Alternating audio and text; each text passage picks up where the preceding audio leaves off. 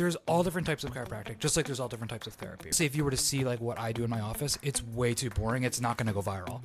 A train's coming at you and your nervous system goes, wow, if I get hit by that train, like that's going to really suck. Today, we're joined by Dr. Anthony Pellegrino, a pediatric and family chiropractor and founder of Absolute Chiropractic, located in Seagirt, New Jersey. He takes a whole body approach to health by focusing on the nervous system. How we feel, function, and heal starts there. In this episode, we talk about what chiropractic care really is, not just the viral adjustment videos, and how it can support everything from pregnancy and postpartum to tech neck and chronic stress. And since the nervous system plays a major role in regulating mood and stress, we also explore the powerful connection between chiropractic care and mental health. That's literally what life is, like it's adapting to stress. Well, we are so excited to have you here. Cool. We are huge advocates for chiropractors. I love chiropractors. I love getting adjusted. Brandon has actually never had a chiropractor adjustment, but we're going to convert him today. He doesn't like being touched by people. I've seen chiropractic work out really well for her. I mean, it's just done wonders. Yeah. So really excited for this conversation. Why don't we just start off by introducing yourself? Cool. Yeah. So my name is Dr. Anthony Pellegrino. I am a pediatric and family chiropractor in Seagirt. And we also do craniopathy as well, which is something we could talk a little bit about. For people who have never seen a chiropractor, what do you do and why do you do it? So there's all different types of chiropractic, just like there's all different types of therapy, right? And so for us in our chiropractic office, our major focus is on the nervous system. And what we know is that the nervous system adapts to physical, chemical, and emotional stressors every single second of every single day. So, a train's coming at you and your nervous system goes, wow, if I get hit by that train, like that's going to really suck. So it moves your body out of the way. It adapts to that stress. And so every single second of every single day, it is coordinating your body. It is telling your heart to beat, lungs to breathe, stomach to digest food, doing all of that. And a chiropractor is just looking at that nervous system, assessing for areas where it's not functioning optimally, and then removing interference, which we call subluxation. Oh, that's so cool. So is that what the cracking sound is? What is the cracking sound? Yeah, So- how do you do that? That's a really good question. So there's lots of different thought process on what the cracking sound is. The best one is it's just gasping released from the joint. And the really cool thing is, especially with pediatric family, prenatal, everything else like that, a lot of the care that we do and a lot of the care that like very specific chiropractic does actually doesn't involve twisting, cracking, or popping. It's a lot more gentle. It's a lot more specific. There's definitely times where I feel that that's clinically called for, but I would say even in our office, 70-80% of our care actually doesn't involve that because we're able to just take a more gentle approach. Interesting. So when you see all these people on social media that are doing these crazy loud cracks, Yeah. is that just for social media or is that necessary sometimes? So yes and yes. Oh, is it necessary sometimes? Yes, it is necessary. Is it an approach that a lot of people take? Yes. Does it have to be taken that way all the time? No. But honestly, if you were to see like what I do in my office, it's way too boring. It's not going to go viral. It's really, really, really gentle, really specific. So I think it definitely gets drawn up on social media, especially when you see people like literally put the microphone on the person's back. So Yes. it really gets the cracks. But that's what goes viral. And if Yeah. you want to just have a Yes. million people view your video, like it's not going to be just like a gentle little holding of a person or a baby or something like that. It's just way Yeah. more boring. Yeah, Yeah. That doesn't get the views, right? No, it doesn't get the viewership. We saw one this morning we were watching. It had 300 million views. That's crazy. We're like, that's absurd. Yeah. Yeah.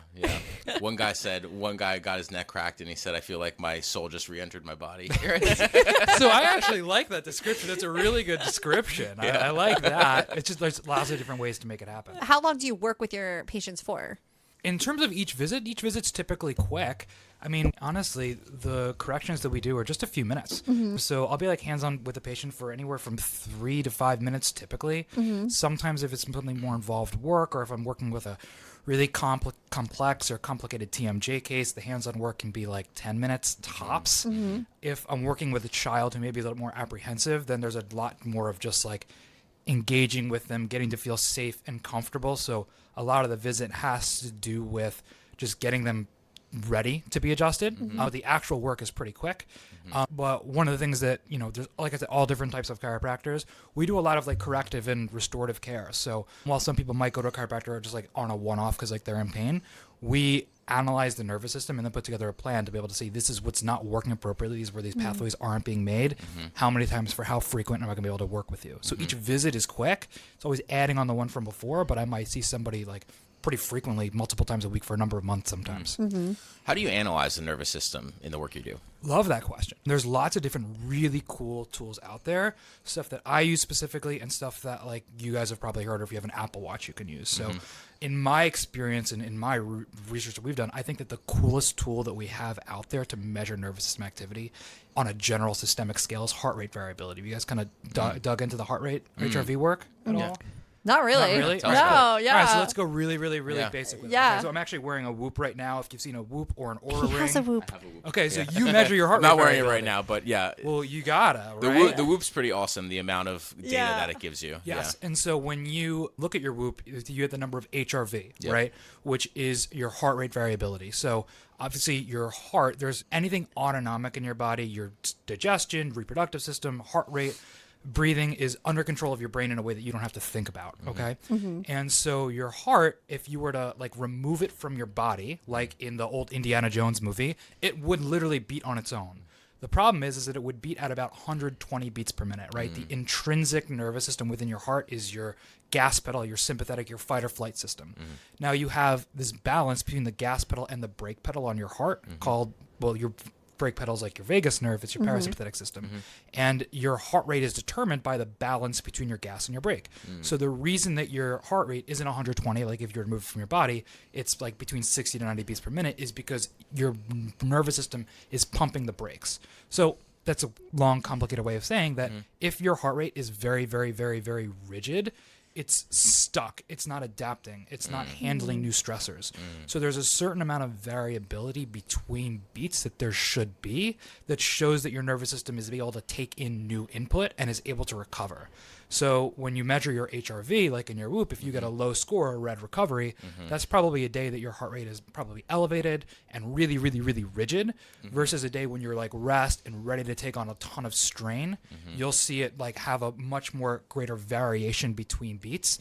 Not so much so that it's like a fibrillation. That's a different story, right? But there should be a variation between beats, which means your body's ready to take on new loads. So we'll measure heart rate variability.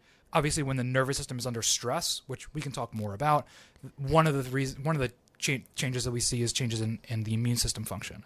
And this is one of the reasons that people who are sick constantly or chronically ill, it's really associated with high levels of stress.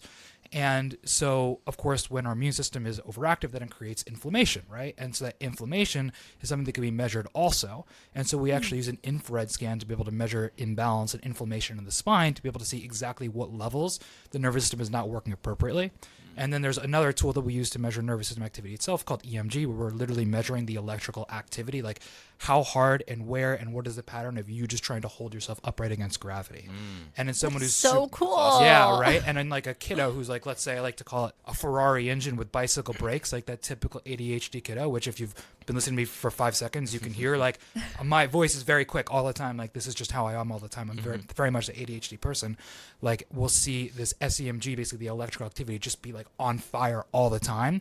And that kiddo or that adult too, or that exhausted mom, their bodies typically go, go, go, go, go, go, go, go, go, go, go, and it's not able to stop and get into that rest and digest mode. So we're able to take those different tools plus others for the structure, but just nervous system wise and mirror it together to get a total picture of like how well somebody's nervous system is adapting to stress. And That's I say that amazing. because that's literally what life is. Like it's adapting to stress. Yeah. I didn't realize that it got so granular with what you Yeah. can measure and Yeah, it's things cool like stuff. that. Yeah. Yeah. And then it's also I think it's something that everybody can relate to is that kind of grind, especially in the Northeast. We're in New Jersey. You know, it's pretty fast paced over here. Yeah, like that's normal. Yeah. Yeah. So when we talk about inflammation, are there certain areas in the body you usually see more inflammation? Yeah. So when I look and I measure inflammation, of course, like if we're talking about somebody with an autoimmune challenge like rheumatoid arthritis, we're going to see inflammation all over, right? But when I'm measuring it, I'm just looking specific to the spine, okay?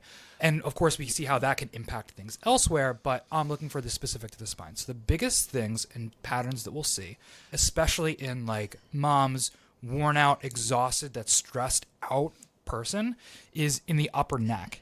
And that's super important to us because obviously our brain and our spinal cord are like connected to that upper neck. And so if we're seeing any sort of irritation up there, it can impact in really inflammation area will typically result to somebody who's really stuck in a fight or flight. And if anyone's ever done any research on vagus nerve stimulation or anything else like that, like the vagus nerve is super important. It's anti-inflammatory. It is what calms down our heart rate. It's what increases our digestion, increases our reproductive function, regulates our immune system. And with somebody with a lot of inflammation upper neck, I'll typically see that vagus nerve function be impacted. And it's kind of a major reason why they're probably experiencing a lot of those symptoms. How many adjustments do you do before you start seeing a little bit of relief with that? That's such a good question. And I would say every person is different. And so sometimes I'll have somebody who I'll look at their x-rays and they'll be like, we got work to do, right? Like we've got a lot of work.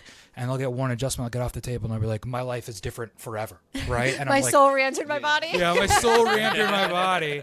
And I'm just like, oh my gosh, I'm super happy. This was even faster than I was expecting.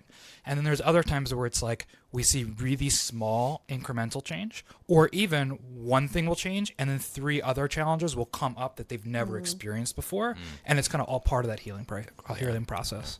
How do you deal with lifestyle factors in the work that you do? Like a mom is going to go to your session and then she's going to go back home into that environment. Yeah. So how does that play a part in healing? So I love this, right? And it's one of the reasons that we are so big on education. And if we think about it, so chiropractic, really everything is about like increasing our body's resilience. You've heard me use this word, like have to adapt to stress, right? So it's really my job to help that person's nervous system better adapt to the stress of their life and increase how much their body can handle. But at the end of the day, like I'm not going to follow you home and be like, don't parent your children, right? Or I'm not going to put you in bubble wrap. So we teach a lot on what physical, chemical, and emotional stressors are, things that you might be aware of, like physical stressors. I'll tell people all the time, if you've got migraines and you go bang your head up against the wall for 40 minutes before coming into my office, there's a good chance we're never going to be able to overcome that stress, right? You should stop banging your head up against the wall. Right. Maybe drink some water. Maybe drink some water, something, right? Maybe Metallica on the way to my office isn't like maybe outside of that, it is the right call, but maybe like head banging is not the right call for you in this moment, right? So it's kind of our job to educate them on what those stressors are, and really their job to be able to seek out resources to be able to help manage those stresses and decrease those stressors. So I'll increase resilience. Mom, dad, kiddo reduces stress. When our resilience level is above how much stress we have, that's where health is achieved. I love that. So you're not just saying, hey, go live this perfect life and this will also help you. It's like, no, we're going to help you live the chaotic life that you're already in, but maybe make some changes here and there. But they sound like practical changes. You're not telling people to go do these things that they're not going to be able to do. Right, yeah. And mostly because I'm far from the perfect one. Like I never want somebody to follow me around in the grocery store and look in my cart. There's going to be ice cream. There's going to be in there, right? And guess what? It's not always going to be the organic stuff. Although like I really do try to prioritize. You know, we talk about making the decisions, like having the things that are important to you and going all in on those. And if you've got this garbage stress in your life that isn't there because you love it, then like decrease it. I work with athletes all the time, and they could look, and every doctor has always told them, if you keep squatting, you're going to have this problem. And I'll look at them and be like, well, you don't want to stop squatting, right? Well, no. Be like, cool. I don't want you to either. We understand that you're going to have that stress load, and we have to understand that we have to do a lot of work to get to the place where you loading this is not going to destroy your body. We can get there where we can get your body doing as well as possible. Can be able to handle that stress. If that's what's important to you, last thing I want to do is tell you to not live your life. I want you to live at your fullest. Yeah, finding that balance. Yeah. We deal with that a lot in therapy, where a lot of times, changes that can be implemented are really pretty simple. And a lot of people already know that maybe they're changes they need to be making, but they just need somebody to tell them to do it. Yeah. Or they don't see the connection. Yeah, and then with therapy, a lot of it's like helping people see the forest through the trees, right? When you're so stuck in this bubble and you're in that fight or flight stress mode, the only thing you can think of is like what's exactly in front of me. And then you guys can be like, let's just pick our head up for just a second and look around and see all this. And it's like, wow, I didn't even realize how this was impacting me. This was so simple. Are you noticing that your patients are coming in and they're ready to put that work in, or do a lot of them think you're going to give me an adjustment and I'm going to go on my way? Like, are they shocked that there's other work outside of it? That is so great. And I would say maybe 10 years ago when we first started, we were doing something very different. I haven't just kind of come in, do one adjustment and don't do anything ever since we started care. Yeah. It's always been about like restorative care, corrective care. How do we get your body to achieve its optimal potential? The cool thing is I've before being a chiropractor in New Jersey, I was in Georgia. And you go down to Georgia and there's not so many people, right? here, if I were to do a Google search, there's like 121 chiropractors in a 10-mile radius of my office. Wow. And I'm a mile from the beach. That means that half my radius is in the Atlantic Ocean. And so it's like there's so many different options. People literally have choices. Yeah. And it lets me just be super specific in terms of telling people this is exactly what we do and this is exactly what we don't. And if this works for you, great. And if not, there's some other really great practitioners out there that are going to take a different approach that might fit better for you. So because we've really been honest about what we do and don't since the get-go, most people are like, they come in ready to go, ready to move forward, ready to commit because they're just done and they're tired of sick and suffering. And they're like, let's just, whatever it takes to get to the next level, let's do that. Yeah. That's so cool. And I know that you work with little babies. Yes. Can you tell us about that? We have taken our babies to get adjusted, It's so and it's cool. the cutest thing adorable. ever. Yeah, I would say like infant work, especially in the last couple of years since having my own babies, has just been like just my favorite thing to do.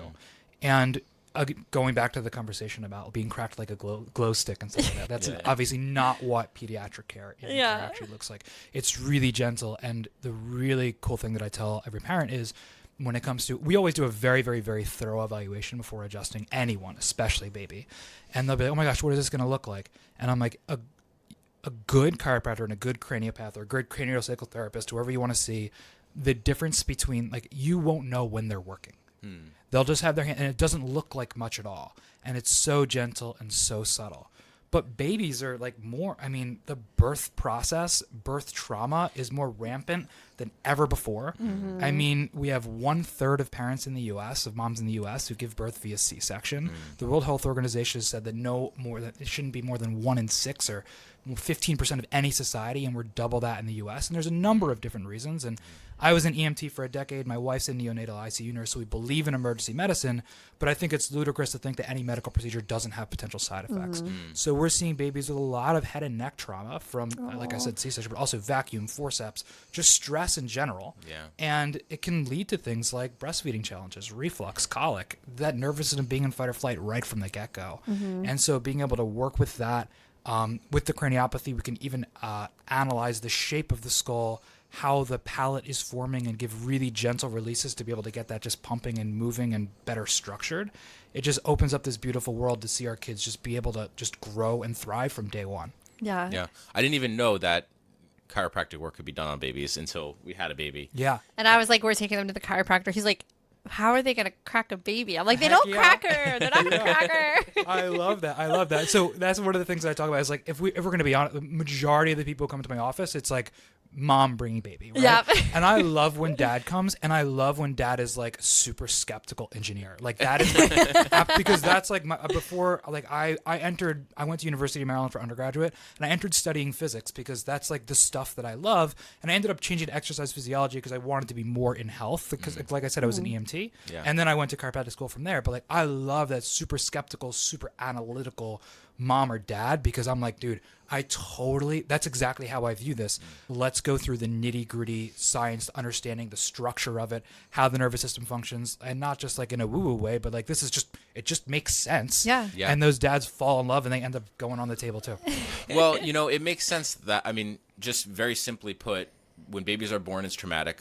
Yeah, if you've ever attended a birth, like that makes sense, right? It's a lot. And you just want to set your child up out the gate of life in a way that they're aligned and they're they're corrected. So They would always have the cutest reaction. So afterwards, they would always be so relaxed. Sometimes they'd have a bowel movement. And I'm like, so stuff is going on because they come out so different than when they go in. I love how you put that. They have a bowel movement. Like, no, we are covered in poop. Like, there's poop everywhere in the office. We're talking about poop in every room. Poop happens. Yeah, we would go home, and every time I would take her out of the car seat, I'm like, whoop, okay. Oh, there it All right, is. the adjustment worked. And it's not just like, and people be like, oh, like we're talking about nervous system, right? And Yeah. so like a stressed out nervous system isn't going to digest appropriately. If your body thinks that there is a tiger that is in the cave trying to eat you, like the last thing it wants to do is digest your Chipotle burrito. Yeah. And if your baby's nervous system is under physical stress and trauma, it's going to be shifted into that fight or flight state. And that can look like constipation. It will certainly look like colic, which is like an uncontrolled, colic is defined as an uncontrollable cry for a certain certain number of hours a day, that is a baby that's stuck in fight or flight. And it might also be contributing to gas or troubles latching and everything else like that. But a lot of that comes down to the physical structure and can be worked with. So if anyone's in that situation, like, there is hope. Yeah, it makes so much sense. So constipation is one red flag. For maybe babies or adults, what are some other red flags that they may see in their life that might tell them that they need a chiropractor? Yeah, so adults is easy, and it's because they feel like we feel it, right? And so if I'll talk to people and they'll always talk about, man, like, I always hold my stress like here, like in the head and neck. And it's just like, okay, cool. That's not normal. It's really common, but it's not normal. It's common because you spend half your life sitting at a desk or bang your head up against a wall or whatever else. Like, we're in this position all the time. And then we'll literally do those nervous system-based scans I was telling you about. We'll look at x-rays and I'll be like, this is exactly why this is where you hold your stress. Like, it's not normal to hold stress like that. So that's a big thing. And especially if we're feeling those physical symptoms alongside like this underlying kind of anxiety, the big world where we combine, because of anxiety is a fight or flight response. It's a fight or flight response to not being able to manage anything that's unpredictable. If we're seeing digestive systems come in, that's where we're just starting to trace the nervous system, headaches, migraines, those different symptoms. And I'll see people all the time and I'm like, listen, if you come in with a neck pain or a headache and you want to convince me that it's not a nervous system issue, come in with that one thing and I'm like, okay, maybe I could be convinced. Probably not, but I could be convinced.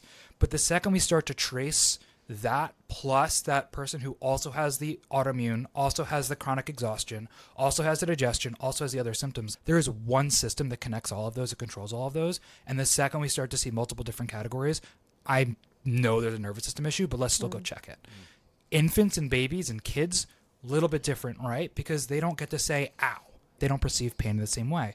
So with babies specifically, like, easy red flag, the biggest thing that people pick up on is they're on a structural level is changes in being able to turn their head from one side to the other. They have a big preference. We're starting to, if you're not sure if they have a preference and they're starting to get flatness on the side of their head, that there is a preference there. Difficulties with latch, it can come from a number of different issues. It can come from the upper neck and also how that relates to the TMJ itself. The amount of babies that have been told that, like, we can't breastfeed, or it's just a tongue tie. And I'm big and deep on the tongue tie world. And I think that being able to differentiate between when there's a tie that's workable with chiropractic and psychotherapy, etc., versus one that needs to be revised, I think we're doing better now at being able to differentiate that. Whereas 5 years ago, just everybody got it revised no matter what. But the amount of birth trauma induced TMJ that I'm seeing in babies, where literally we'll see this baby yawns and their jaw shoots to the side.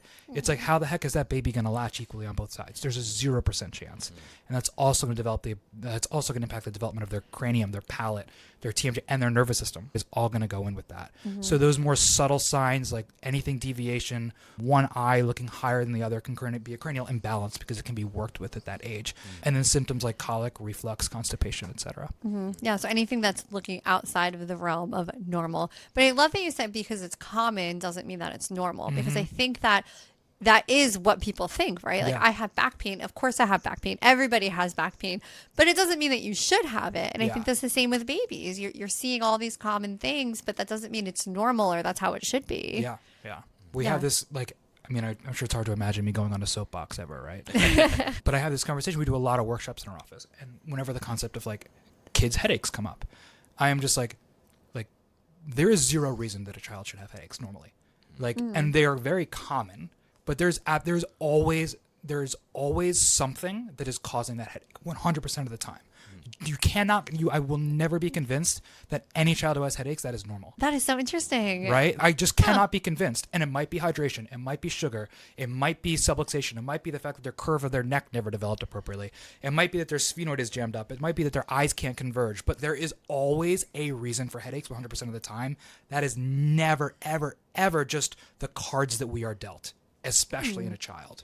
What about adults? And adults, I mean, I still feel the same way. Yeah. And then, the question with adults is that there's so many factors that go in, right? It's like we have 30, 40 years of trauma and damage. Like, there's always something with that. It might be stress. It might be everything else. But it's just like, for me, especially kids, every 12-year-old with headaches, like, that can be corrected.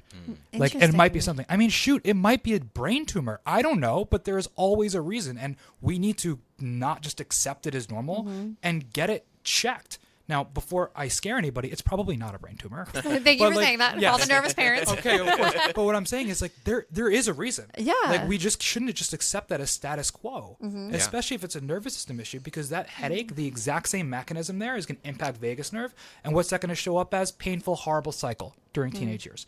That's going to show up as digestive issues. That will later show up as something like anxiety, and we're often told that our kid will grow out of something, but the truth is that they never grow out of something. They always grow into something else. So a headache is maybe one of the first types of symptoms you might see that might lead to more advanced things later on. Yeah, sometimes it's the first thing, and sometimes parents, that's the thing that brings them into our office, and we start to have a conversation, and we start to go through these things, and they go through all of these different symptoms they've experienced through childhood, which they never attributed to anything that had to do with the headache.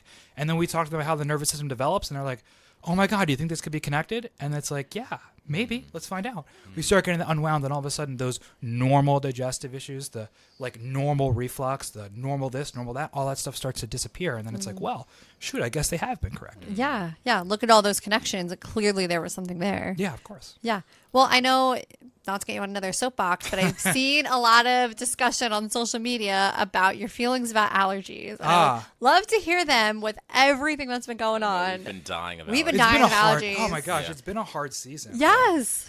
We've been talking a lot more about allergies this month just because of everything that's going on in the world. Yeah. And a lot of my opinion has to do with that. With when we look at allergies, is just we look at how we've changed the way that we have processed the world over the last 5 years. Everyone listening to this has lived through a pandemic, and we have over sanitized everything in our world. And we talk about we wore masks for years. We're super stressed out. We have all of these different factors that really lead to imbalances in our nervous system, which controls the immune system. I mean, certain references are calling it the neural immune system now because of how tightly those are connected. And so when we look at the way that our immune system develops, we have placental blood flow from mom. We come out the birth canal where we get bathed in mom's bacteria. So if we have any sort of children coming through the world all the time that are not doing that, then we get, when we breastfeed, we develop our immune system that way by getting mom's antibodies. And then we go out and we play in the dirt. Like we go outside, we experience things, we put stuff in our mouth that we shouldn't, right? We put our hands in our mouth, our feet in our mouth. And then as adults, we go and we do the same thing. Like we touch things, we eat things, we do all this different stuff that has to condition our immune system. And we're just not really doing that the way that we once were. Yeah. That coupled with the immense amount of stress that everybody's under, the immense fear all the time, which is throwing that nervous system into fight or flight. And again, what we know is that with an allergy, that's a hyperactivity of the immune system. And so let's go back to the person in the cave analogy. Tiger's trying to eat you. Does your brain and your nervous system care about digestion? No. Does it care about reproduction? No. The only thing that it cares about is being able to fight or escape this tiger. Right? Or maybe now I should use a gorilla or a bear reference if we're going to go with what's going on in social media, right? Like 100 men versus the gorilla, Yes. fight or flight. But no matter what is in the cave trying to eat you, like that's the way it works. Now, the immune system's a little bit different because in the same way that you would think that it would downregulate digestion or reproductive system, at first you'd be like, well, that doesn't make sense because an allergy is an overreaction of the immune system. And why would the brain care about the immune system? It only cares about running or fighting. Well, we're designed perfectly, and no matter where you think the design come from, like read Guyton's textbook of physiology, and you can see that every single chemical interaction in the body happens for a clear and specific reason. And when we look at the person in the cave, what we know is that if I do happen to escape this tiger and survive, do I have a high risk of injury? Yes. If I have a risk of injury, what else do I have a high risk of? Infection. And what is my body going to do perfectly in order to be able to not die from that tiger attack? It's going to turn on the immune system and get it ready to go. That should be lasting 15 minutes to an hour. If we're chronically in that fight or flight state, we will see a hyperactivity of the immune system. It will show up as allergies or autoimmunity or inflammation or all of the above, but it will be there. Wow, that is so fascinating. Now I'm going to think that when you have bad allergies and be like, Yeah. oh, he's being chased by a bear. That's it. Yes, and the question is, who's the bear? Yeah, right? Oh, my goodness. Traffic, life, work, right? Yeah. That's the Kids, thing. maybe. There's so much stuff. Never but- kids. Never Never kids. kids. Never kids. But I love that you're saying that you can treat that. Like you can actually do something to help that, not just we're expected to stay like that forever and that's it. Yeah, there is hope. And, the interesting thing here is that, and this is one of the really important things about just the way that we are taught to think about health versus where something like chiropractic comes in. And so when we talk about treating a specific condition, I would love to say that there's like an allergy adjustment. I know that people with allergies, if the nervous system's related, it's more likely to be in the upper neck. If I'm looking at the cranium, I'm probably going to see somebody with severe allergies. Their maxillary sinus being compacted, which shows up as a really narrow palate that can also relate to them snoring or mouth breathing, other things like that. Like all of these different things come together. But just because I start working with that doesn't mean that the allergy is going to go away. What it does mean is that their nervous system can better adapt to stress. And so in so many individuals, that allergy, the root cause of that is the nervous system in so many people. But there's tons of different people out there, and there's lots of different reasons for allergies. It's not like allergies exist for no reason or the nervous system is the only reason. It's just a big overlooked piece. Yeah. Right? And so what we can do is get this person in the best pace possible to be able to better regulate their body, better regulate their nervous system, better regulate their immune system, so that maybe their allergies are a little bit better, or maybe they're not, but 6 other places of their life are better. Right. Yeah, that makes sense. And I've seen those charts that it's like this part of your spine relates to your kidney or your eye or that. Yeah. Can you explain what that is? So- like how that's all related? All right, I'm gonna catch a little heat on this one, and that's fine. So that's called a Merck chart. And if we look at it, there are autonomic nerves that go like from T12 to the kidney, or from T10 to. And actually, I don't know what Is are that the like is specific that parts ones. of the spine? Yeah, so it's Okay. like the nerves sections. exit from that level, Okay. from that vertebrae that go there. And that is accurate. It is accurate that happens. What we've found, and what a lot of the better explanations of how chiropractic does impact that system, has to do with the fight or flight versus rest and digest, and not subluxation at T10 goes to this organ and now that organ stops working. Right? What we know is that the brain is constantly receiving input from the body. Everything that we experience is input. From what we touch to what we see to what we smell, everything is input. So even our body's position in space is constantly being inputted to the brain. And if there's a misalignment or subluxation or imbalance in the spine, it's going to distort that information that reaches the brain. And that distortion is going to contribute to a fight or flight response. And then that is the reason everything else gets to be connected now. Because, like I said, bear it with you in the cave. It's not just that the kidneys aren't going to function, it's that nothing is going to function. Everything's going to start to compensate for that. And that's why we start to see systemic change versus 1 + 1 = 2. Like, I don't have somebody come in with stomach problems. I'm like, oh, this is the vertebrae that goes there. It's a whole body Sounds challenge. like it's all kind of tied together. Yeah. Yeah, 100%. Which makes sense. It's like if someone comes and they want to work with us, I'm like, okay, I'm having this one specific issue. There's not one specific thing that's going to fix that. It's okay, let's look at the whole picture and the overarching story here. Yeah. And there's a lot of deep diving you're going to do. But then, like you said, there's a lot of other things that get better that people don't even expect. Like, oh, I wasn't coming for that issue. Didn't even know it was an issue, but now that feels better too. Yeah, I love. You guys read The Body Keeps the Score, Bessel van der Kolk? No, but it is on my list. Everyone keeps talking about it. All right, super good read, and Yeah. I love that work. I love trauma work. I love seeing, and he talks so much about this fight or flight system. in Yeah. there. And also like in that world, Candace Pert, The Molecules of Emotion, another really good book, all kind of talking about the same Yeah. thing.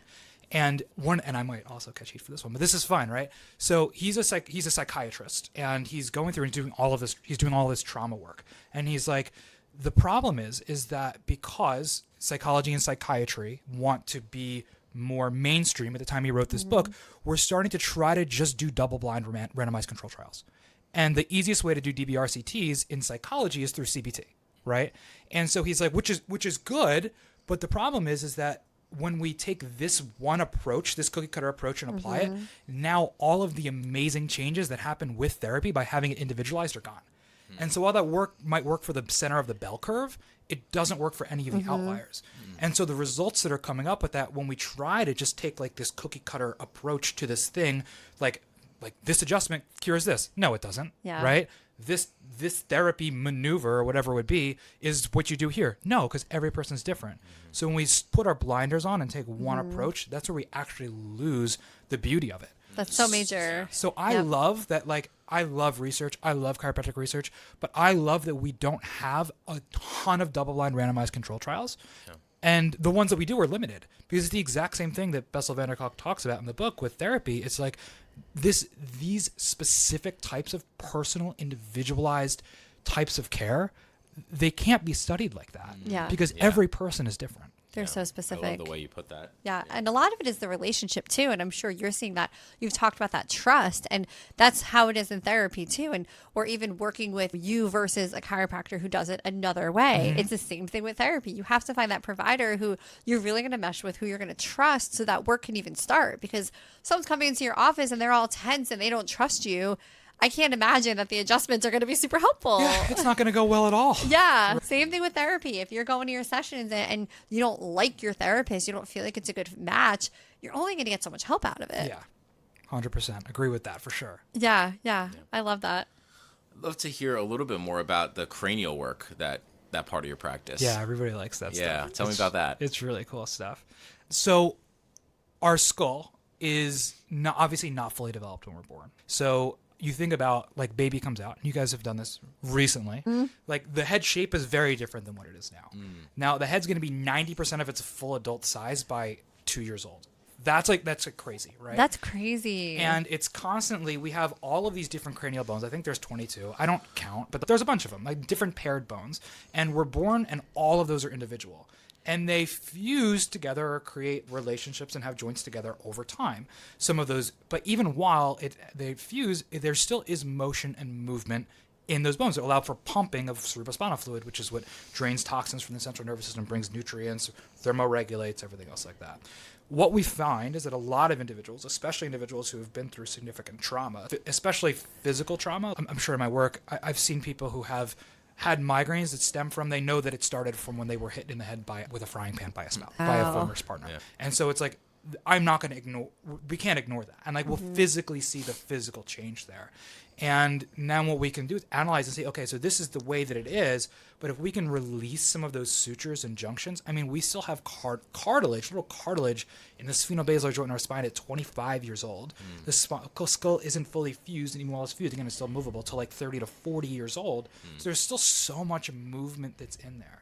So we'll see this in babies, of course. I recently, just this month, had a child who came in with a very, very significant plagiocephaly, which is like misshapen head. They were like ready. The doctor's like, there's nothing you can make. We are going to put this baby in a helmet. There's the only option.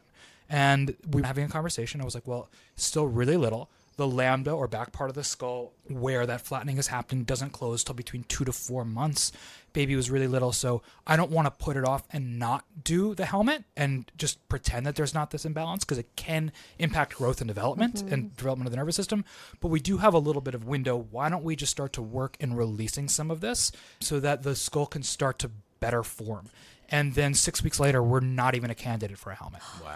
That's and it was amazing. like, yeah, and it's just really cool. And of course, we can see massive change. If you're a 40-year-old coming with me and one eye's down here and the other's up here, it's probably still going to be like Can you that, just right? adjust me real quick? Yeah, Just right. fix my eyes. But with that, we can still get tension, like I mentioned, in the TMJ, jaw shooting from one side versus the other. We can help things pump better, which is really crucial with individuals with anxiety or autoimmune challenges, different things like that. That's amazing. So with babies, why does they have that little thing on their head that like pulses, and when does it stop pulsing? Oh, the soft spot? Because it kind of freaks me out. Yeah, the anterior fontanelle. I'm always so scared I'm going to hit it or do something Well, to I mean, it. well, you shouldn't be scared, but you should be careful. So here's like the funny stuff about it's called the bregma is the landmark. And so that's right up at the top. And that is where a lot of the major bones fuse together, like the frontal bone and the parietal bones that come together. And so here's the really funny thing. So there's soft spots here that you can barely feel. They close at 15 months. There's soft spots here you can barely feel in a baby. They close at 18 months. This one back here is 2 to 4. I love this one because everyone looks at the window for when that should close is 4 to 26 months.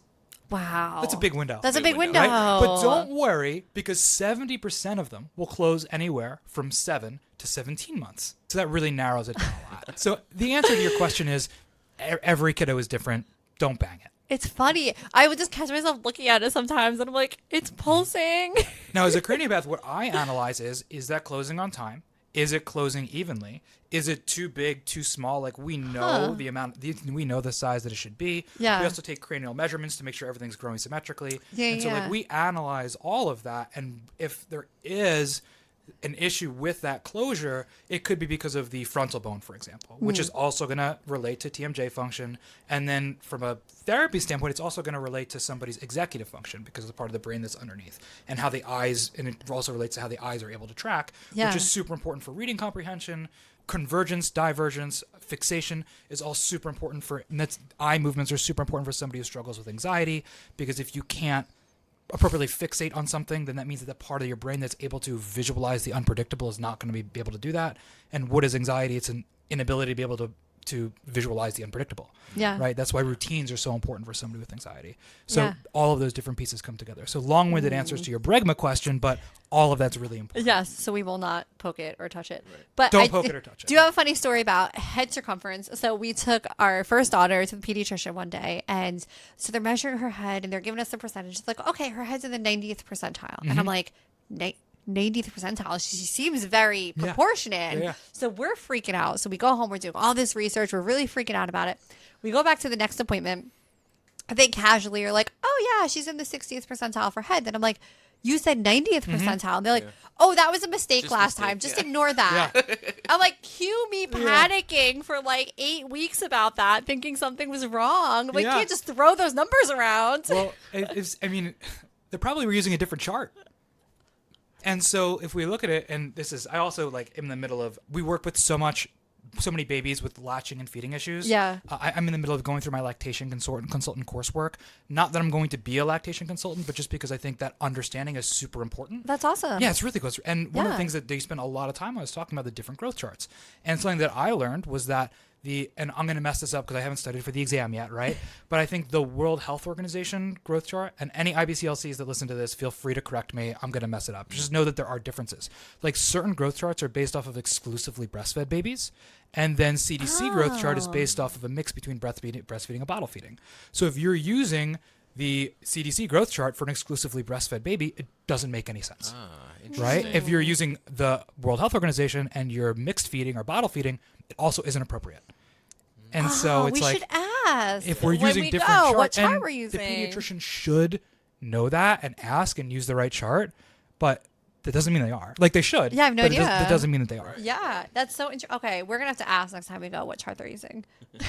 And then so you're doing the lactation now, but back up to pregnancy. Yes. I know you work with pregnant women as well. Yes. Let's talk about that. That's when I would see my chiropractor the most, was Cool. throughout my pregnancies. Yeah. A godsend. Yes. Yeah. Absolute godsend. Yes. So can you talk a little bit about that? So Webster Chiropractic Care is like the greatest thing ever, Amazing. right? It's super cool. And for a number of different reasons. So a lot of times we'll find women during their pregnancy who like have a back pain or neck pain or something else like that. And whether or not they attribute it to pregnancy changes, they're like, I'm pregnant and I want to see a prenatal chiropractor, somebody who specializes in prenatal care. And then there are other women who are like, oh, I have this pregnancy related symptom. And so because it's pregnancy related, I want to see a prenatal chiropractor. And there's other people whose symptom or not, they are like, I want to have the absolute best, amazing birth possible. And the cool thing about Webster care and prenatal care is that it attributes all of those different things. The super simple concept is like, you're growing a human in your body. I mean, that's amazing. Yeah. I think all humans are amazing, but I have to tell you honestly, I'm biased. I think women are fantastic. I got to see a 10-pound, 0-ounce baby born at home. I think women are amazing, okay? And the fact is that there's a good chance that that baby is going to pass through your pelvis into the world, right? And I think that's really cool. And in order for that to happen, mom's pelvis is going to expand and open. Like there's literal, if you were to watch a mom give birth in a physiologically appropriate position, which is squatting or all fours, which is not on our back, which makes zero sense physiologically. Did you guys talk about this with your doula at all? We didn't actually, but we do have a lot of opinions about it. A lot of opinions, right? So do you guys know that there's lots of different theories on why we give birth on our back? Yeah. One of which is like King Louis. Have you guys heard that? Yes. Which is like... Yeah, so we had both of our babies at a birthing center. Oh, cool. Because I get freaked out by hospitals. So we were very much like, we want an alternative birth plan and we want to be in a place where we feel safe and comfortable. And that is not the bright lights and the doctors coming in and out and the different nurses all the time, which is why we're big advocates for doulas because, I love that. Yeah. so my birth plan, I had doulas, I had chiropractor, physical yeah. therapist. We had all the people. parade, yeah. We had a whole That's team awesome. behind us. That's super cool. And I was at I don't know which birth center you went to. I don't know if you want to share, but I went to the unveiling, the grand opening of True in Lakewood. Oh, And I I've was heard like- that I one. was like, there's like fireplaces there. I was like, Yeah. They're Yeah. amazing. I was So like, we I were up just wanna north hang in out north, Morristown. yeah, that's Our birthing center. Yeah, that's Amazing. great. Both times we were the only people in the building. Yeah, that's we had the awesome. whole place to ourselves. That's Like, awesome. this is luxury. It felt like a home, but you were close to a hospital if you needed to go. Right. You know, so it's like a mix between the Yeah. home birth and the hospital birth. Yeah. And not to sidetrack, you can see, but I love the concept of home birth and birth center. Mm-hmm. And people think that if you're going to do that, like you're going to go give birth, I'm not going to do any intervention. Yeah. And it's like, well, no, there's people there looking for red flags. Of course. And if Right. something comes up, you transfer. You transfer. Yep. Right? And that's what it should be. Like emergency medicine should be emergency medicine. We shouldn't assume and go into the birth process thinking that something will go wrong Yeah. when most cases it doesn't. And as long Definitely. as we don't get in the way. Yeah, Yeah. yeah. Well, throughout the years, it was never a medical procedure, right? It was just women gave birth. Yeah. You know, and you had midwives, and you had, And they'll rule you out. They'll tell you based on your circumstances if you're a candidate Yeah. to do a home birth. I mean, obviously, if you want to give birth at home, no one can really stop you. But, if you should be at a birthing center or if you do need more intervention or whatever that is, but you have eyes on you. Like they know this stuff ahead of time. Yes. Ricky Lake, have you seen Ricky Lake's documentary? No. Ricky Lake, like the 90s talk show host, Yeah. made a documentary on this called The Business of Being Oh, Born. the business of being born. It's so Yes. good. It's so good. And there's a like they recently a couple of years ago came out with the business of birth control too, which was like as a father, Yeah. like literal tears, like Yeah. watching that, Yeah. right? But yeah, they're just like it's really fascinating when we see Yeah. it. But birth is natural. Birth is normal. And so if we want to give birth naturally without intervention, which I think a lot of people do, Yeah. it makes sense that not only we're doing it in the physiologically appropriate position, Yeah. but that our pelvis can expand. And there are literal ligaments that attach to your spine that that influence the distortion and tension on your uterus. And so even not during the birth process, but during pregnancy, it makes sense to make sure that the hot air balloon of your uterus doesn't have somebody pulling on it one side versus the other. Add to that, of course, chiropractic can help with those normal, common aches and pains during pregnancy as your body shifts position, as your back starts to overarch. We can really feel that. It can show up as like late stage sciatica, different challenges like that. And it really helps with all of those different things. I think birth should be beautiful and transformative. Unfortunately, I think that our healthcare system really isn't prenatal care. Rather, it's prenatal scare. You go to the doctor not saying, hey, what do I have to do to make my pregnancy be the best possible? We only go with the mindset of tell me if something's wrong that's going to kill me or my baby. Yep. And that is not when that is all we look for and that is all our doctors look for, guess what's going to happen? We're going to find something. You're always going to find something. You're gonna always find yeah, something, that's right? why we worked with midwives because they were always so comforting. Every time we go to an appointment, if I came with something, they'd be like, "You're fine. Everything is fine." They would always make it really calm and peaceful, and we loved that. Yeah, I love that. And that's the way birth should be. Yeah. Like pregnancy wavelengths, like brain wavelengths are different than non-pregnant. Mm-hmm. That's like, everyone's like, oh, there's a doula that I did a rebozo and doula training with that my wife also did. And she has this quote that I love. And she talks about like pregnancy brain. Yeah. And brain wavelengths are literally different. Yes. Like, you're walking through your day in a meditative state. Yeah. And it's like, she has this quote when mom complains of pregnancy brain and she goes, of course you left your keys in the toaster. You're growing a human. You shouldn't even be making toast. And I love that. I'm like, yeah, of course your keys are in the toaster. What are you doing making toast? Yeah. Relax, Amazing. girl. You're human. Rest, Amazing. right? Yeah. Well, I have to ask, have you ever adjusted a pregnant person and then they went into labor right away? Right away? No, I've never had it happen right away. I've heard other people have that. It just hasn't been an experience of mine. But I've gotten to adjust the mother of my children all through labor, which is really cool. Amazing. And you're asking about cranial work, so like it's super relaxed. So cranial work specifically, when Yeah. the release is done appropriately, is very, very, very relaxing. Yeah. To the point where we have a rule in our office that if any of my team is going to get cranial work on that day, they can only do it at the end of the day because their brain is worthless. Like they can't. They're just too super. They have pregnancy brain the rest of the day because Yeah. they're too relaxed. And so we have a birth photographer. And like 90% of the pictures are me just like mobilizing her sphenoid bone, just like working on her cranium while she's laboring in the tub. Oh, that probably helped her so much. Oh yeah. Yeah. Best birth partner ever. That's it. That's who you want on your team. Yeah, I'm not great at everything. I'll tell you, I'm a good birth partner. Good. There you go. And you know what? That's really helpful. Yeah. Yeah. You're there when it matters, right? That's yeah, it. exactly. And I know the hip squeeze was a big thing for us. Yes. Yeah, the hip squeeze, the massages. adjustments when That's a big thing. applicable, when you Yeah. can do that. Of course. Yeah, Yeah. I remember there was one time specifically right before birth, like the chiropractor just moved the baby, you know, and Oh yeah, I was having so much pain. I literally couldn't bend. I must have been like 8 months pregnant. I couldn't even bend down to tie my shoe one morning. I was in so much pain. So we called. My chiropractor's amazing. They weren't even working that day, but I had called them and they were like, "We'll come in. It's okay." And they came in and they gave me an adjustment, and like that, it went And away. you just felt the shift, right? It was. I felt the baby move. it was amazing. and to the even pain see stopped. It happen was Like I was crying on my way into the office, and then I walked out and I'm like, oh, I feel better now. Yeah. It's amazing. Absolutely. And do you mind if I make just a gentle correction? So one of the things that I do is I'm a diplomate in pediatrics and prenatal care, and so we pay so much attention to language, and I think that the language is super important. Yeah. And so when we say okay, like they moved the baby. Yeah. So I'm like anal retentive when it comes to language because I think understanding like what was really happening is super important, right? Yeah. Yeah. And so technically moving the baby is a practice of obstetrics. They'll do an ECV, external cephalic version, where they'll move the baby. What's even more beautiful about what your chiropractor did was they didn't touch the baby. Right. They released the round ligament, which had tension on it. Yeah. And because of that, your baby's home got bigger, and baby was able to bring themselves into the right Yes. position. I literally Like, how felt cool my is that? baby moving afterwards, and I was like, oh, okay. Yeah. Well, And so yes, just thank they you were for able to correcting make- that. yeah, and I They- just- yeah. so everyone knows, they language is did not important. like physically touch. They didn't even touch my stomach. Yeah, you know how stuff gets lost in translation, right? Yeah. Yeah, but like you see something like that, and you're like, that is just so incredible, and has to lead to better birth outcomes. Our chiropractor was saying that a lot of the people that they work with, they have natural births and they have easier births, and there has to be a huge connection to that. Yeah. We love. I mean, I'm like really passionate about just babies, birth, and just doing things naturally. 'Cause Yeah. It's like we have such an unnatural world that we're living in.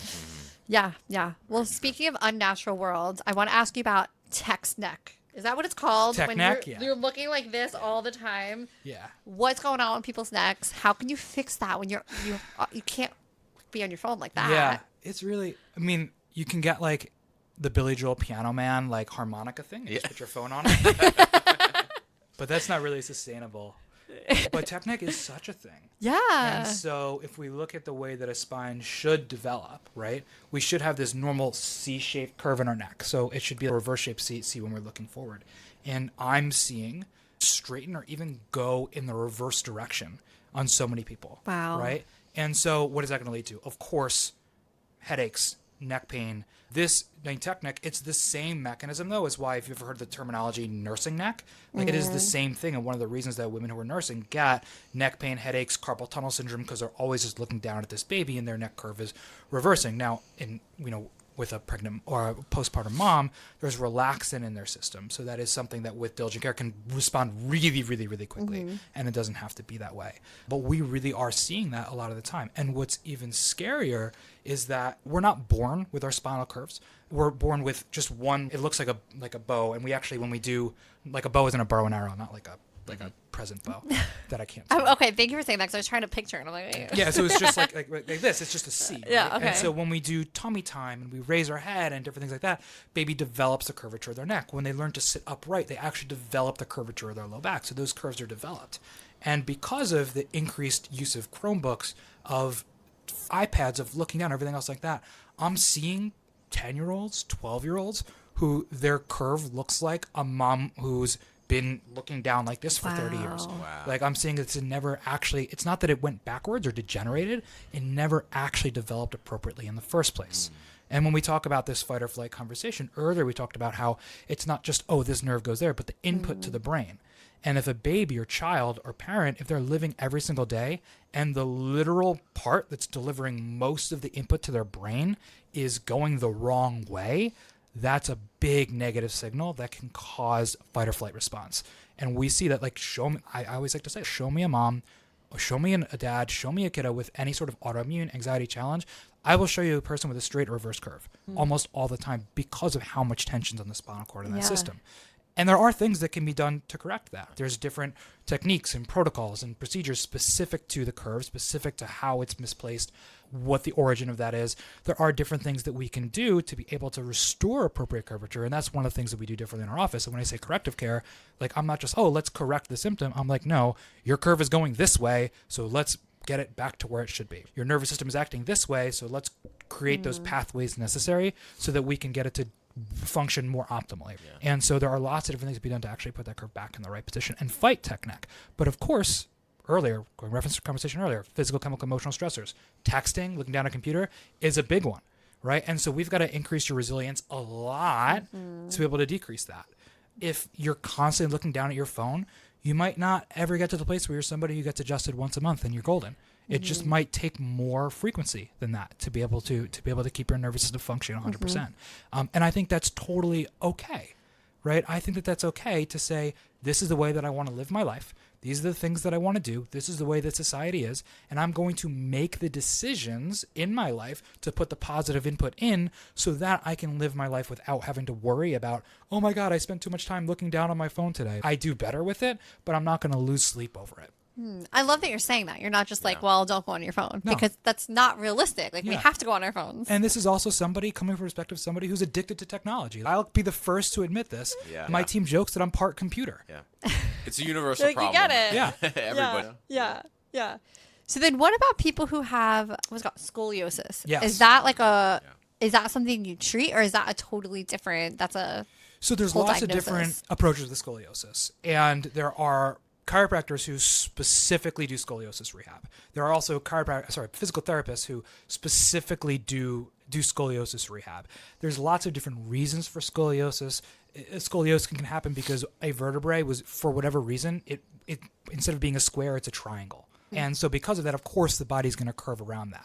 There's so many different things there. There are certain scolioses that I work with, and I expect to see improvement with that. Okay. And then there are certain scolioses where I'll refer to somebody who's going to do a specific type of rehabilitation surrounding the adjustment. Yeah. And they can kind of go deeper on that. We love that nervous system component, so relieving the nervous system piece of it. But of course, if you've got somebody with a 30, 40 degree curve and they want to avoid surgery, it's like there are specific people who would be really, really, really qualified to do that. And I love referring and working with that. Yeah. Are they still checking for that in school? I remember being younger, and every year they'd be like, touch your toes, and they check for school. And I would always wonder what they did with that information. Yeah, I think they still do. So so here's the problem. There's different types of scoliosis. There is structural and functional.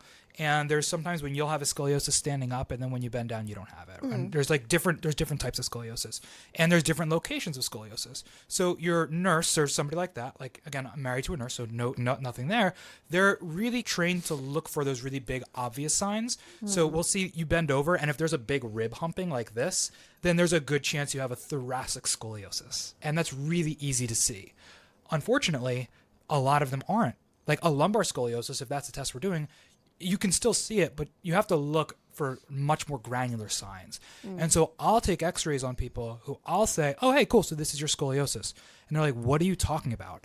And I'm seeing this big old curve, and I'm like, what do you mean? Like, how has no one ever said anything? And it's because it might be in the lumbar spine, and so they just wasn't seen. I'm like, this has been affecting all of everything that you've had coming in this office with. I can't believe no one's ever seen this. Wow. And then we can really work to get that moving better. And then all of a sudden things improve. And that's one of the reasons I love taking x-rays on adults. I don't really adjust adults ever without being able to image what's in there, because so many of these granular signs are missed. And how can we say that we're going to correct something if we don't know what needs to actually be corrected? So you do x-rays in your office? Yeah. That makes so much that's sense. awesome. Yeah. Do a lot of chiropractors do that? Is that normal? I don't know what's normal, honestly. I have this like blinders bubble on. You're in your bubble. Yeah, I feel I'm in my that. bubble. Yeah. Everyone that I know does, and I couldn't imagine not doing that. So I Yeah. don't really know what's normal out there. I just couldn't imagine Interesting. not. Yeah. I know that some chiropractors will refer out for that. They just don't do the x-rays themselves. So that's cool that you do that, like, on site. Yeah. And it's part of our, like, the number one thing when people come to us is that they'll say, even if they've been to other chiropractors, is, oh my gosh, I've never had an examination like this. Yeah. Like the level of detail in our exam, and the amount of things that we check that we're expecting to be negative, but we still check them anyway to make sure, because it might change our approach, is really massive. And so the number one thing that people are, wow, this is like so comprehensive. So simple example on that, since we were having like the pregnancy and postpartum conversation, right? So one of the biggest that we've found recently, presentations that I found, is especially a mom who's especially multi-parent, so she's had multiple kids, and she's obsessed with chiropractic. She loves chiropractic. She'll come in, she's like, I go 1 to 3 times a week for the last 3 years. And I'm like, cool. I like starting people at 3 times a week, but if you're on it for 3 years at that frequency, I'm starting to wonder what's going on. That's not there are cases where that might be might be appropriate, but that's not the norm. That's 100%. That's a 1% or less outlier. Right. And so I'll be like, okay, so why does she need to go? And she's like, I love going adjusted. Everything just pops like crazy, and I feel immediate relief. A couple of days later, it's right back to where it was, and I'll get adjusted, and I feel great. And I'll look, and I'll be like, okay, so like I'm starting to get some red flags. That mom is also going to typically experience some headaches and TMJ, and there's a reason why, and I'll get to that. And so there are different types of patterns that we'll see. A lot of times, we'll say 80-90% of the time, we'll see somebody like, let's say a low back issue that's compensating for their neck. I've spent so much time talking about the neck. The neck is a primary thing. See, with low back issues for a lifetime, we adjust their neck, and all of a sudden their low back issues start to disappear because that was the actual trouble. Now, there's another presentation that's coming up more and more and more, where the neck isn't the primary, but there's an instability of their pelvis. Okay, and this is one of the reasons this is so. It's if I'll start asking questions. Were you a dancer?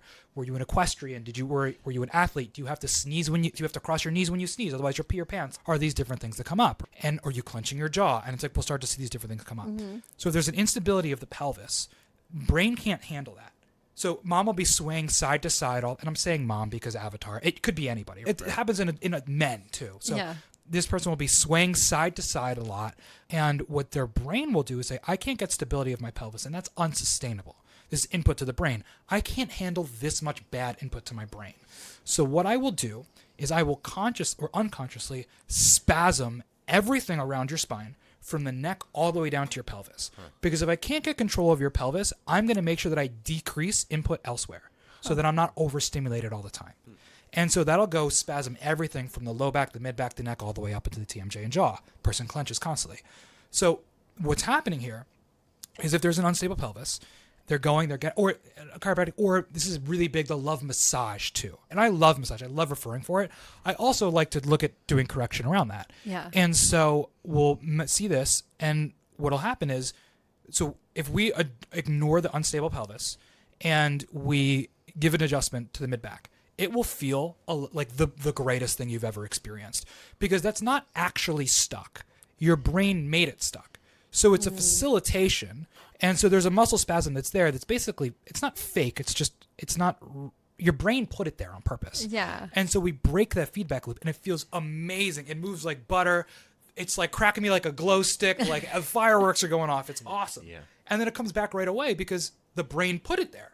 Right. And then 3 days later, when it comes back, the brain's like, you know what? I tried to lock that up, and it didn't work. Something stopped it. So what does it do? It locks it up harder.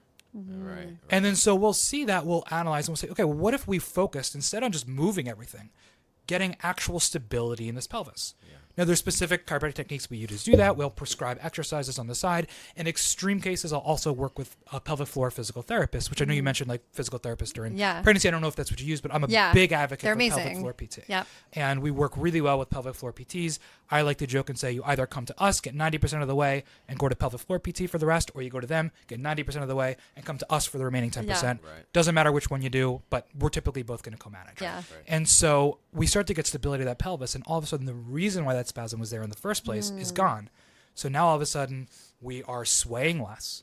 We're less locked up in the mid-back.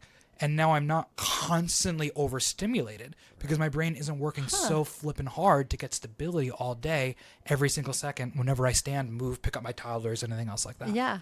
Are you talking about the mom sway where you like literally sway back and forth when you're standing? Like when you say sway. Yeah. So yes and no. Okay. It can be, but also if we're going to call it what it is, if you've rocked a baby on your hip for 3 years, there's going to be a sway there. That has it could have nothing to do with your unstable pelvis. Yeah. So there are other stability tests that we do to be able to assess for that. But if I see somebody standing there and they're swaying side to side, I'm like, red flag. Because that's what I do all the time. I'm not even holding my babies, and I'm standing there just swaying, and I'm like, I don't even have a baby with me. Actually, so one of my good friends, the cranial work, I'm a table instructor for the organization that teaches it to chiropractors. I love this work, and I'm at a seminar one time, and my mentor is teaching, and he's just talking. And it's like going off on something. He's one of the most brilliant people I've ever met. And so he's just going deep on something that I'm like trying to burn notes to keep up. And he just stops. And he looks at a friend of mine. He goes, Courtney, lay down on the table. like I have to adjust you. I can't watch you sway anymore. Like it's called category 2 in that framework. He's like, you're so category 2. And she's like, Marty, I'm not. It's like, I just have a baby. Like I'm used to swaying all the time. That's what it is. It's like that habit. Yeah. So that wasn't the problem. She was just so used to swaying. Yeah. But it was a red flag for him to be like, you are swaying so much. I cannot physically watch you do this anymore. Don't invite Marty to your parties. Yeah. Or do, because he'll adjust you. No, yeah. And so they're up in Boston. And before we got started, I was talking about, you asked me, like, with my own kids, right? And so I view my own kids as these perfect beings. And this is my world, but I cannot be objective with them. Of course, like, the same thing I see in the office every single day, I look at my kids and I'm like, I don't feel a dang thing. And so my youngest had some cranial imbalances after he was born. His jaw shot to the side. He had some different, like, feeding issues. And so I didn't have Dr. Ali working for me at the time. And so we looked at it and we were just like, we're driving to Boston to get this kid adjusted. Yeah. And so we showed up on Dr. Marty's doorstep. Wow. And we were like, you're going to adjust. I mean, we told him we were coming. Yeah. Right? We were like, you're going to adjust. And it was that's when I said I have such a high value for this and how it changes lives. It's a non-negotiable. We're doing the 5.5-hour trip. Yeah. We're going up there. We're going to get our kid checked and adjusted because I can't see it and I know that he needs this. Yeah. 100% worth it. Yeah. Do anything for your kids. Of course. Yeah. So. Do you ever look at your own friends and think, I need to adjust you? Yes and no, right? Usually when they're being salty, and I'm just like, oh, somebody needs an adjustment. Right? It's more that I try to turn that part of my brain like off best that I can, because I am. I mean, we talk like I'm very soapboxy, and I know like friends of mine. There's a boundary that I try to keep. It's really hard for me to not say something about kids, and especially, and so I'll release slightly plant seeds. Or be like, hey, have you seen this article or different things like that? But yeah, especially with kids, that's where it's more hard for me to kind of keep my mouth shut. But the good news is that most of my friends either are chiropractors or get adjusted, because it's just we tend to attract more health conscious people into my life. Right. They probably appreciate it. Yeah. I mean, maybe some yes, some maybe not. Some no, right? But yeah. Yeah. Great. Well, I don't think you could go this long in the conversation without losing your skepticism, but you mentioned skeptical people earlier in the conversation. What would you say to somebody who maybe is like, I don't need chiropractor, I don't want to try that? What would you tell them? Yeah, I mean, lots of different things. If you're like, I don't need it, I'm like, I'm not going to press the issue at this point in my life. But if somebody's like, oh, I don't think, I'm just like, cool, let's take X-rays and let's see if your curve's right. Let's just check it. It's super easy. It's super objective. And it's just, we know what normal is. And it's not the different nervous system scans and stuff that I use, like heart rate variability is one thing. There's lots of different things that influence that. The neurological scans that I use in my office they're chiropractic evaluation tools. So it's like, I could see this and be like, oh, this is aberrant. It's not appropriate. And you could look at it and be like, all right, cool. But what is that? That's yours. Like, what is that? But an X-ray is just an X-ray. It's cool. Let's look at the structure and see. And if it's cool, I will shut up and I won't say a darn thing. Yeah, I love that you use those tools so that you have that to go on. You're not just saying, well, this is my opinion. Yeah. And that's one of the reasons that a decade in, we're sought after office, because I'll look at people and I'll just be like, I don't know if we're the right fit for you. Yeah. Right? Because the things that I would expect to be here in your case are not. And if you're coming to me with this symptom or issue, and again, I don't treat the symptom or issue, but rather I'm like, that's a 10 out of 10 thing. And the findings that I'm having are 1 out of 10. And so I think we should correct them. But I'm not sure if they explain exactly what you're experiencing. So maybe we should go down this other rabbit hole too. Mm-hmm. And then in other cases, I'm like, oh yeah, this is 1 + 1 = 2. Let's get started. Yeah. Well, it sounds like your office is doing really good work. If anybody wants to find your office, how do they do that? So best way to find us is it's Absolute Chiropractic. So on Instagram, it's at Absolute Chiropractic NJ. Our website is getabsolutehealth.com, and either one of those is the best ways to get us. And your Instagram is so fun. Yeah. Is it? I love watching your Instagram, and I feel like it's very educational, but then you also have some funny reels on there. That's yeah. So if it's up to me, it would just be exclusively education. Yeah. And so my team and my wife are like, if I have to look at your face on our Instagram for one more second, my head's going to explode. So it's only better because of them. Well, they're doing a great job. Thank you. I'll tell them. I'll pass it on. Yeah, it's so funny. We keep trying to get our team. We are like, come on, send us some videos for social media, because people don't want to keep seeing us. They want to see other people too. Yeah, of course. But it's great. So we appreciate it. Yeah, cool. Great conversation today. Thanks so much for coming in. Really appreciate it. Thank you for having me. I really had a good time. Yeah. Great.